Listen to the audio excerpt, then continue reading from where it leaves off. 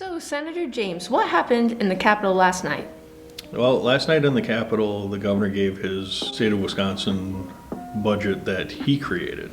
His budget is what his plan and his ideas on how to spend, which most of our Wisconsin people know, the $7 billion surplus that we have in our state. And where did the surplus come from? Why is it so much? What are we going to do with it? Well, the surplus came from several things in the past 12 years or so. Responsible budgeting principles and practices come into play. We have excess revenue from the amount of taxes we've collected, and also a lot of the federal funding that came from the COVID pandemic. Obviously, everybody has ideas on where we should spend it.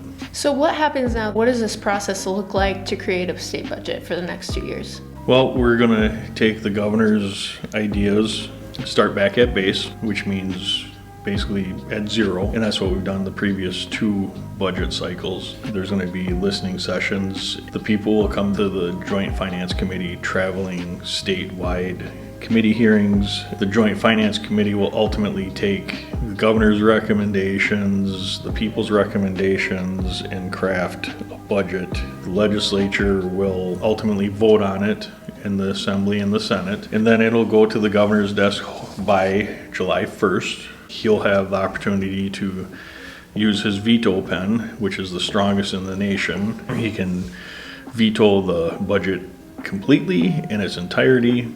He could sign it, or he could even line item veto. He cannot increase any dollar amounts. He can strike words and decrease dollar amounts. He can line item veto, and then he gives the reasons why he vetoes certain parts of the budget. Ultimately, we did in the last two sessions craft a budget to where he signed it on time and there was no delays. What are your thoughts on what we should do in our upcoming budget? Well, mental health obviously is a huge priority for me, and I think we need to find common ground to address the mental behavioral health crisis issues that people are facing, as well as addressing substance abuse disorders, getting appropriate resources available to people that are hurting.